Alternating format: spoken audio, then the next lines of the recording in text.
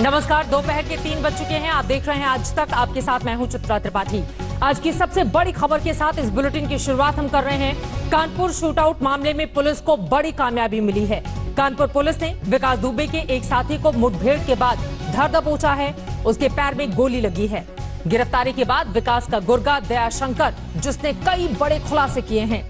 दयाशंकर ने on camera बताया है कि वारदात की रात कैसे थाने से फोन आया था, यानी कि स्थानीय पुलिस ने ही विकास दुबे को पुलिस टीम के ऑपरेशन की पहले ही सूचना दे दी थी। दयाशंकर ने यह भी बताया है कि बंदूक विकास दुबे ही चला रहा था, यानी विकास दुबे ने ही गोलियां चलाई थी। दबिश से पहले हथियार के साथ सभी को बुलाया था। इस बारे में दयाशंकर अभिनेत्री, जो कि गुर्गा है, उसने बड़ी जानकारी दी है पुलिस को। और क्या कुछ खुलासा किया गया है उसकी ओर से सुनिए। इनके पास अब एक बंदूक है, बस वही मारवाड़ी, बाकी सब फर्जी है। नहीं तो इसने पुलिस वालों को कैसे मार दिया? अरे निरे आदमी रहा, निरे असला रहा है, गोली घंटा नहीं चल रही। कितने लोग थे? ये 25-30 आदमी। क्या जानकारी कैसे लोग पता चल गया इसके बारे में? उसने बुलाया फोन करके। किसने फोन करके बुलाया? विकास बुलाया।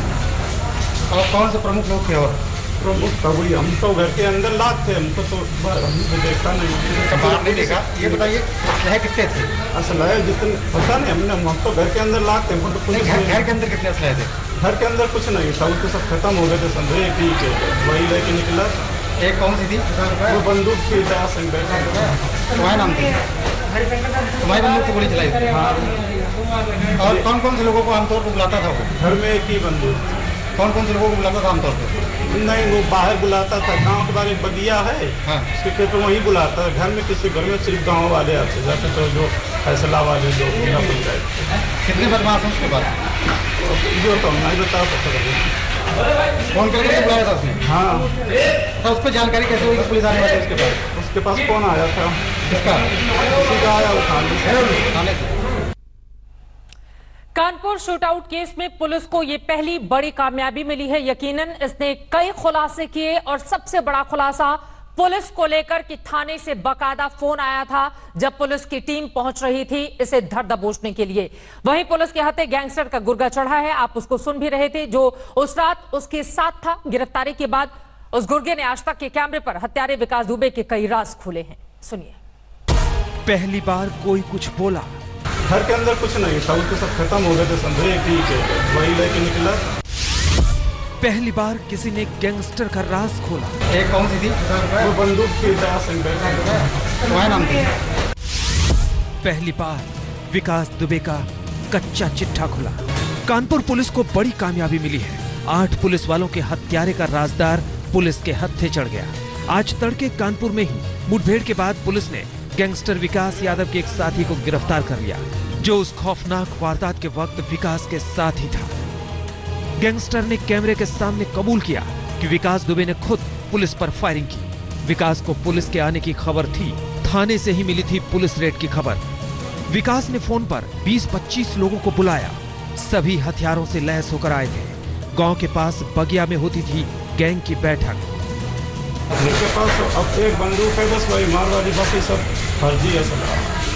नहीं तो इसने पुलिस वालों को कैसे मार दिया? अरे निरे आदमी रहा, निरे असला रहा है, गोली घंटा नहीं चल रही। कितने लोग थे? ये 25-30 आदमी। क्या जानकारी कैसे लोग पता चल गया इसके बारे में? उसने बुलाया फोन करके। किसने फोन करके बुलाया? विकास बुलाया। और कौन से प्रमुख लोग थे? और प्रमुख कबूरी, हम तो घर के अंदर लाद थे, हमको तो हमने देखा नहीं। बाहर नहीं देखा। ये बताइए है कितने थे? असल है जितने पता नहीं, हम तो घर के अंदर लाद थे। घर के अंदर कितने असलाहे थे? घर के अंदर कुछ नहीं था, उसके सब खत्म हो गए थे। समझे कि वही लेके निकला। एक कौन सी थी? वो बंदूक थी दयाशंकर। तुम्हारे नाम थी? तुम्हारी बंदूक से गोली चलाई थी? हाँ। और कौन से लोगों को आमतौर पर बुलाता था वो? घर में एक ही बंदूक। कौन से लोगों को बुलाता था आमतौर पर? नहीं, वो बाहर बुलाता था। गांव के बारे में बगिया है, हाँ। उसके खेत में वहीं बुलाता था। घर में किसी घर में सिर्फ गांव वाले आते जाते, तो जो फैसला वाले जो पंचायत। कितने बदमाश हैं उसके पास? जो तो नहीं बता सकते। फोन करके बुलाया था उसने? हाँ। तो उस पर जानकारी कैसे हुई कि पुलिस आने वाली है उसके पास? उसके पास कौन आया था? किसका? उसी का आया, थाने से। थाने से। गिरफ्त में आए विकास दुबे के गुर्गे का नाम दयाशंकर अग्निहोत्री है। दयाशंकर काफी वक्त से विकास के गैंग में शामिल था। पुलिस पर हमले के वक्त भी वो विकास के साथ था। दयाशंकर को पुलिस काफी वक्त से तलाश रही थी। उस पर 25,000 रुपए का इनाम था। दयाशंकर के कबूलनामे की तस्दीक पुलिस ने भी की है। कानपुर पुलिस ने प्रेस रिलीज जारी कर बताया कि विकास दुबे गैंग की फायरिंग में एसएसपी को भी गोली लगी। गोली सीधे सीने में लगी, लेकिन बुलेट प्रूफ जैकेट के कारण उनकी जान बच गई। आईजी भी बाल-बाल बचे, उनके कान के पास गोली लगी। पुलिस को ट्रैप करने के लिए गैंगस्टर ने जेसीबी का इस्तेमाल किया।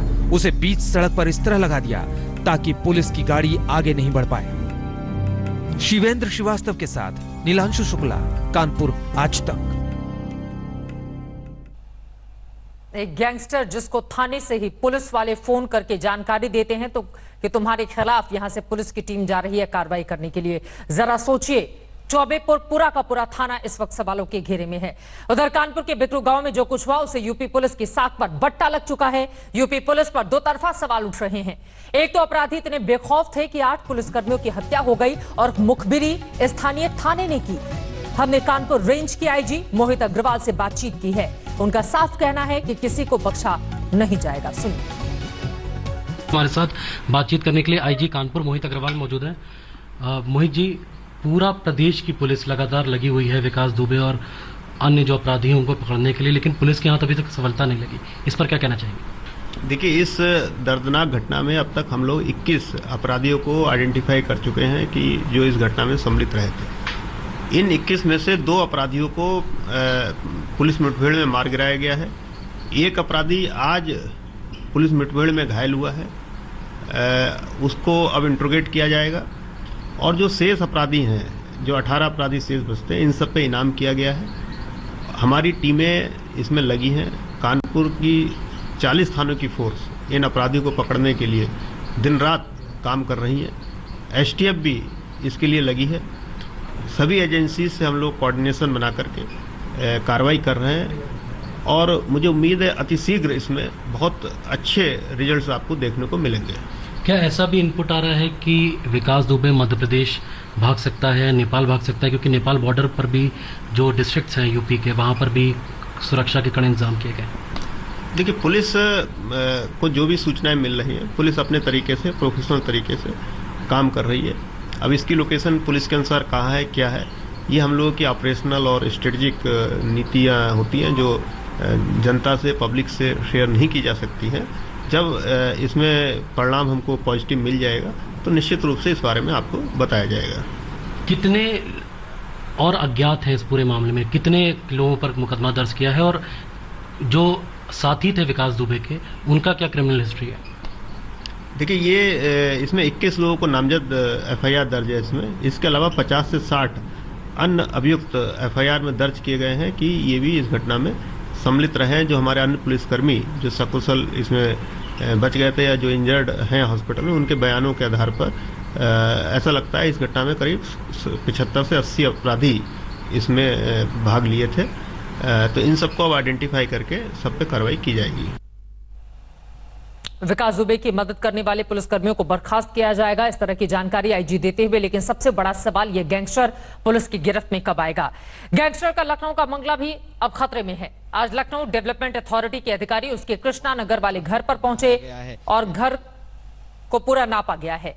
सूत्रों के मुताबिक उसके घर और प्लॉट में भी गड़बड़ी है। ये जो मकान आप देख रहे हैं, आपको बता दें कि यह विकास दुबे का ही है और इसके पहले उसके गांव के किलानुमा आलिशान बंगले को पुलिस ने ध्वस्त कर दिया था कल।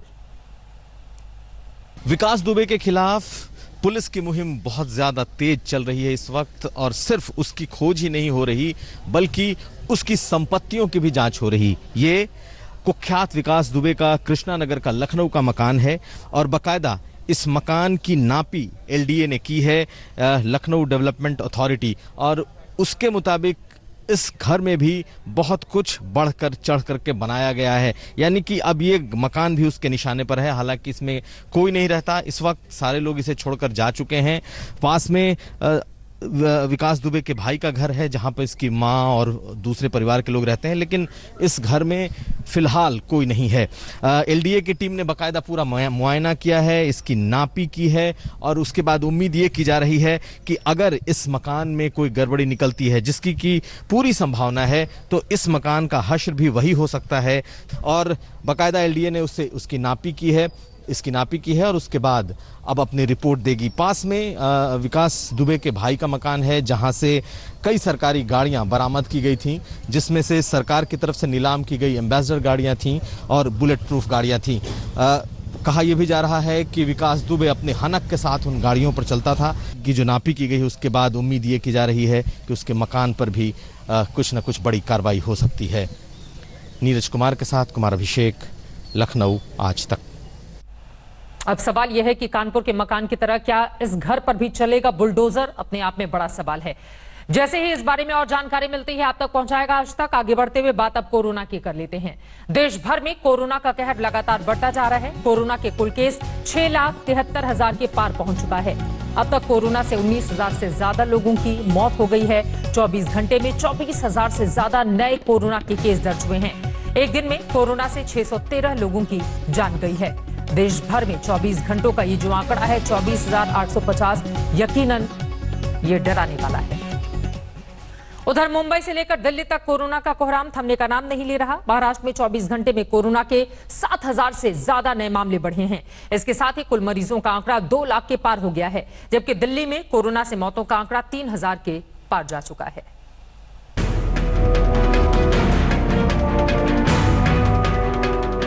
मुंबई इन दिनों सबसे बड़े संकट का सामना कर रही है। कोरोना का मीटर काबू में नहीं आ रहा है और लोगों के मन में वायरस की दहशत बढ़ती जा रही है। बीते 24 घंटे मुंबई पर किस कदर भारी रहे हैं, इसकी तस्दीक आंकड़े करते हैं। मुंबई में बीते 24 घंटे में कोरोना से 100 मरीजों ने दम तोड़ दिया, जबकि मरीजों की लिस्ट में 1,163 नए केस जुड़ गए। मुंबई में कोरोना मरीजों का आंकड़ा बढ़कर 83,200 के पार जा चुका है, जबकि 4,830 मरीज कोरोना से जंग हार चुके हैं। हालांकि मुंबई में करीब 53,000 मरीज कोरोना को मात देकर स्वस्थ हो चुके हैं। देश में कोरोना से सबसे प्रभावित राज्य महाराष्ट्र है। बीते 24 घंटे में महाराष्ट्र में 295 मौतें हो चुकी हैं, जबकि इसी दौरान 7,074 नए मरीज सामने आए हैं। महाराष्ट्र में कोरोना मीटर 2 लाख के पार जा चुका है और मौतों का आंकड़ा 8,671 तक पहुंच गया है।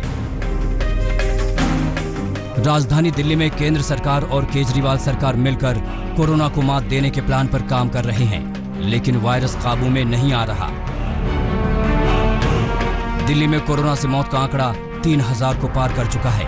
बीते 24 घंटे में 55 मरीजों की मौत हुई है, जबकि इसी दौरान नए मरीजों की संख्या 2,500 से ज्यादा बढ़ी है। दिल्ली में कोरोना के कुल केस 97,000 को पार कर चुके हैं। कोरोना की अब तक कोई वैक्सीन नहीं आई है। ऐसे में जरूरी है कि आप सावधान रहें और सुरक्षित रहें। मुंबई से मुस्तफा शेख के साथ दिल्ली से पंकज जैन, आज तक। इधर राजधानी दिल्ली में कोरोना से जंग की आज 2 बड़ी तैयारियां सामने आई हैं। रक्षा मंत्री राजनाथ सिंह और केंद्रीय गृह मंत्री अमित शाह ने आज डीआरडीओ अस्पताल का उद्घाटन किया, तो दिल्ली के एलजी ने सरदार पटेल कोविड सेंटर का उद्घाटन किया। यह सेंटर 10,000 बिस्तरों वाला है और इसे दुनिया का सबसे बड़ा केंद्र माना जा रहा है। यह सेंटर राधा स्वामी सत्संग का है, जिसकी तस्वीरें इस वक्त टीवी स्क्रीन पर आप देख रहे हैं। यकीनन चाहे महाराष्ट्र हो या फिर राजधानी दिल्ली, यहाँ के जो बढ़ते हुए आंकड़े हैं वो सरकार के लिए परेशानी का सबब बने हुए हैं। इन सब के बीच कोरोना से जंग में दिल्ली की ये बहुत बड़ी तैयारी, जिसकी तस्वीरें आपके सामने। कोरोना महामारी से लड़ने के लिए देश का सबसे बड़ा मेकशिफ्ट अस्पताल अब बनकर तैयार हो चुका है। सरदार वल्लभ भाई पटेल के नाम से शुरू किया गया है मेकशिफ्ट अस्पताल दक्षिण दिल्ली में पूरी तरह तैयार है, जहां कोरोना से संक्रमित मरीजों को लाया जा सकता है। तो तैयारियों की तस्वीर इसमें दिखाई पड़ती है। वॉलंटियर्स लगातार यहाँ काम कर रहे हैं। गर्मी ना हो उसके लिए पंखों की व्यवस्था है, एयर कंडीशन की व्यवस्था है, वेंटिलेशन की व्यवस्था है, ताकि मौसम कहीं पर यहाँ रहने वाले मरीजों पर भारी ना पड़े, उससे डील कर। और उसके साथ साथ हर 2 बेड के बीच में पर्याप्त दूरी है ताकि सोशल डिस्टेंसिंग बनी रहे। और हर एक बेड पर किस तरह की व्यवस्था दिखाई देगी वो मैं अगर आपको दिखाऊं कि कई सारे जो बेड है वहाँ पर इस तरह की मशीनें दिखाई दे रही हैं, ये ऑक्सीजन सप्लाई के लिए हैं। और यहाँ पर आप जो देख पा रहे हैं इसमें नोजल डिस्प्ले है। साथ ही हर बेड पर आप जो देख पा रहे हैं चद्दर, तकिए और उसके साथ साथ डिस्पोजल के लिए, कचरे के डिस्पोजल के लिए यहाँ पर कूड़े के डब्बे रखे गए हैं। ये यहाँ पर एक अलमारियाँ भी देख पा रहे हैं आप, जिसमें जो मरीज़ आएंगे वो अपना ज़रूरत का सामान रख सकते हैं। सबसे बड़ी बात ये है कि ये केंद्र, नगर निगम और दिल्ली सरकार के बीच एक बेहतर तालमेल का सबसे अद्भुत नमूना है कि कैसे तमाम एजेंसियां, तमाम सरकारें एक साथ आई हैं ताकि व्यवस्था अच्छी मिल सके। यहाँ का प्रशासन जो है फिलहाल आईटीबीपी को सौंपा गया है। आईटीबीपी और आसाम राइफल्स के डॉक्टर, पैरामेडिक स्टाफ जो हैं वो यहाँ पर न सिर्फ व्यवस्थाओं को देखेंगे बल्कि मरीजों का इलाज भी करेंगे, ताकि जिस तरह की ज़रूरतें हो सकती हैं वो सब उन्हें सही समय पर मुहैया कराया जा सके। तो अगर आपको पीछे दिखाऊं, देखिए यहाँ लाइब्रेरी हम देख पा रहे हैं, पीछे दवाइयों के काउंटर हैं और साथ ही जो पुरुष जवान हैं, महिला कर्मी हैं आईटीबीपी, असम राइफल्स के डॉक्टर्स के, वो सब यहाँ पर तैनात अब हो चुके हैं। दवाइयों के काउंटर बनाए जा चुके हैं, अलग अलग एडमिनिस्ट्रेटिव काउंटर बनाए जा चुके हैं। तो कुल मिलाकर इन तैयारियों के बाद कोरोना का संक्रमण अगर दिल्ली में फिर बढ़ता है तो उनसे निपटने के लिए अब प्रशासन, सरकार और व्यवस्था पूरी तरह से तैयार है। देश के सबसे बड़े कोविड फैसिलिटी सेंटर में अजय ठाकुर के साथ में आशुतोष मिश्रा, आज तक।